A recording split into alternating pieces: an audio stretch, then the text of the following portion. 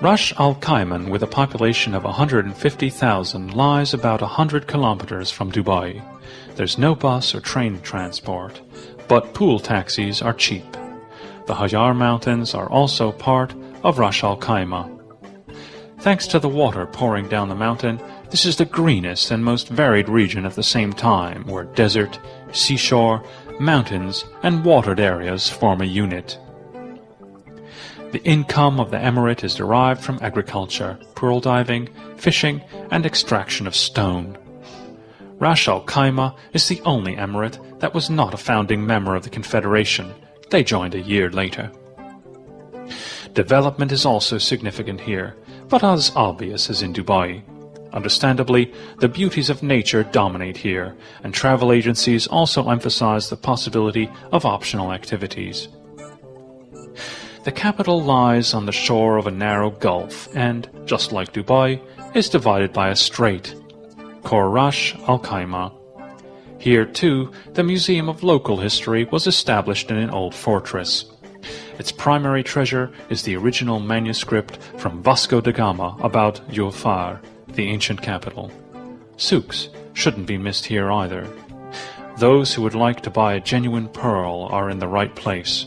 Local pearls are famous for their even, round shape and exceptionally white color. We can take a trip in the area to the extraordinarily beautiful Musandam Peninsula, which belongs to Oman, or we can sail out to watch dolphins living in the wild. The remains of the palace ascribed to the Queen of Sheba are located in Shimal, some 5 kilometers from the city. There's no shortage of shopping centers in Ras al Khaimah either, where everything can be purchased at prices similar to those in Dubai.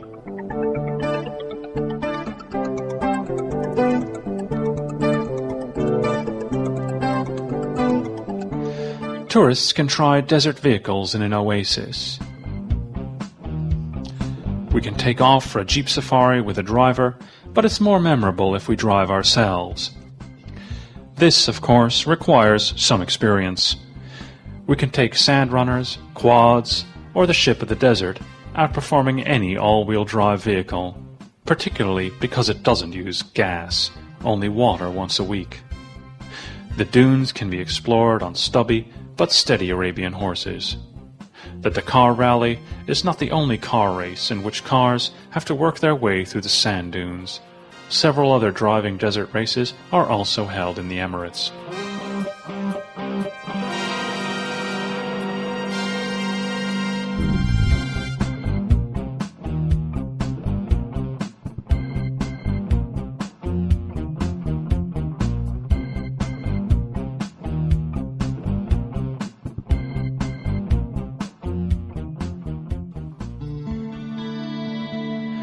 The nature of the plain determines its habitable features. Shepherd folk sleeping in tents are frequently in need of hospitality. When there isn't any city or permanent settlement, the honor and credit of the tribe substitutes the land. Hospitality has been a sanctuary for everyone in need. The Bedouin shared his scant bit with his guests, and those eating bread and salt with him became his protégé. Company for a migrant, traveler, normally lasts 3 days, because this is the exact time it takes for the consumed food to become blood. But if the enemy asked for asylum, the Arab couldn't deny that either, and while he held on to the ties of his tent, his life was secure. A bloody battle could only affect him if he left his tent and took to the road again. The plains produced this peculiar morality. A Bedouin didn't acknowledge any higher powers, and the chieftain could thank his honor to his personal excellence only. Every noble Arab was equally poor and held the same rank in the plains. Democratic attitude applicable to every Arab didn't allow the establishment of a state over the tribes.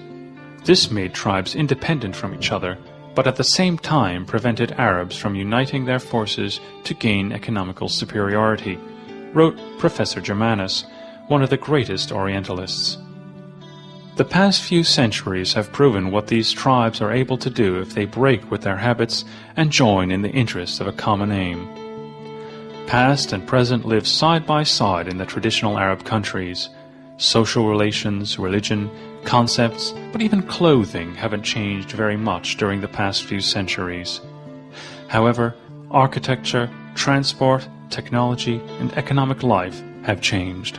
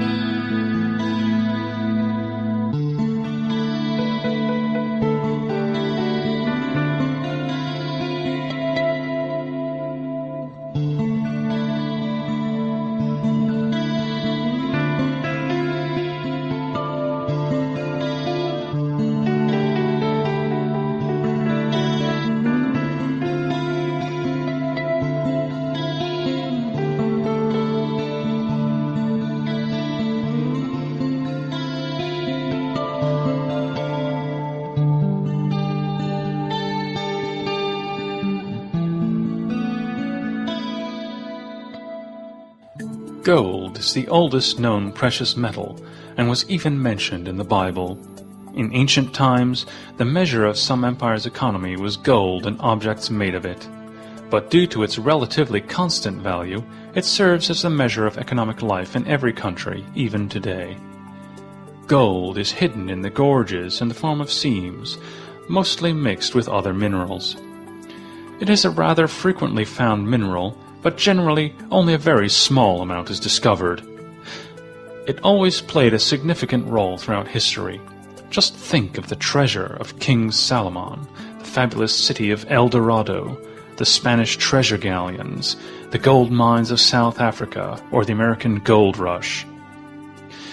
The magnificent, shiny, yellow-colored metal resists the effect of air and the oxidizing power of most acids. It's very easily worked. It's soft, extremely resilient, and melts only at very high temperatures. These characteristics make it suitable for making jewelry and works of art. The measure of gold purity is the carat. The larger the carat number, the more valuable the metal.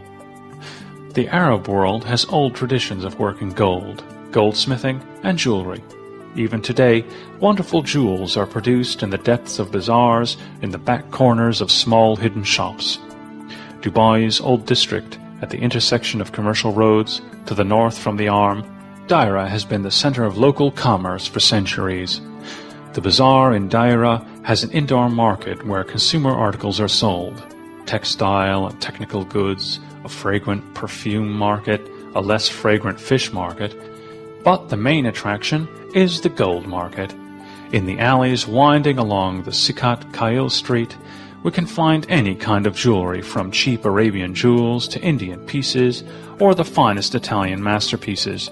An astonishing quantity of objects made of gold and other precious metals and precious stones can be found in more than 300 shops.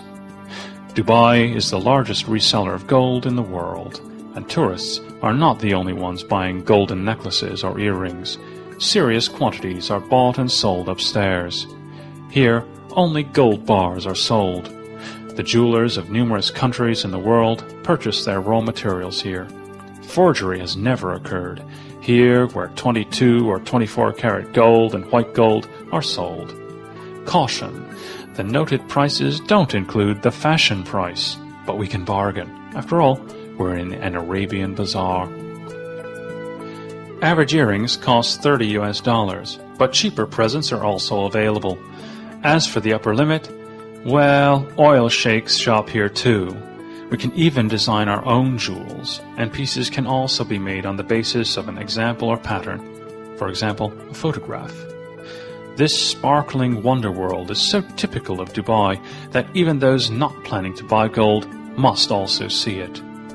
Ancient and modern articles mix inseparably in the bazaars of the Emirates.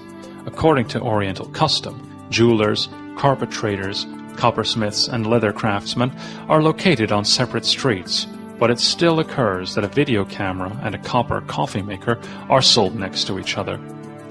The small shops of some oriental streets and spice traders are also wedged in among the shops of gold and precious stone dealers.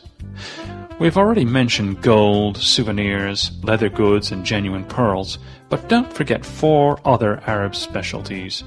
We can buy amber and ornaments made from it, or minerals in original or cut form.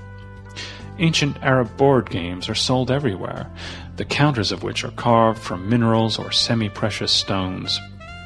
And there are a lot of desert roses, which are nothing more than a gypsum crystal formation. Incense is also an Arab specialty, to be used in censers.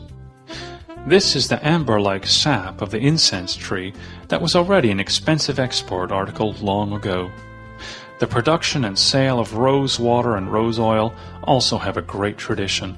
It has always been used as a raw material for medicines, perfumes, and cosmetics alike.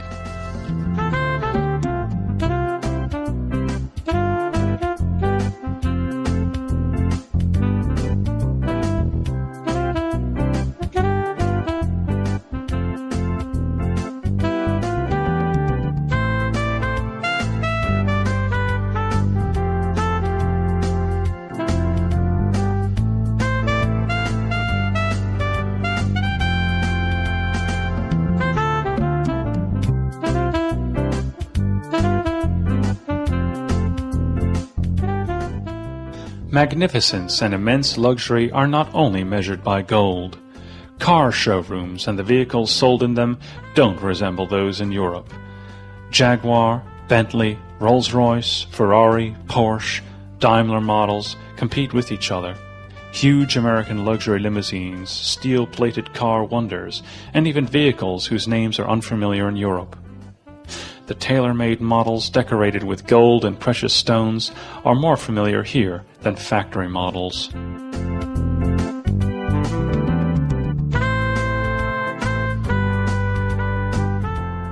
Numerous entertainment facilities have been built in Dubai, much to the delight of children and families.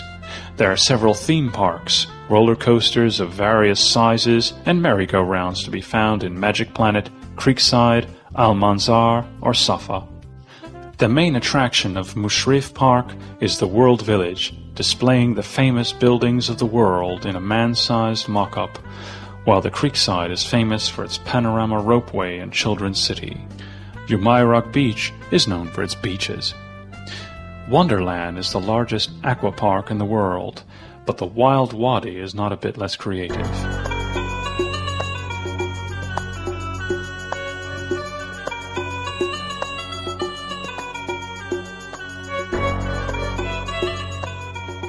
Dubai, Abu Dhabi, and the other Emirates welcome their guests with ancient traditions, real exoticisms, and very special structures projecting into the future.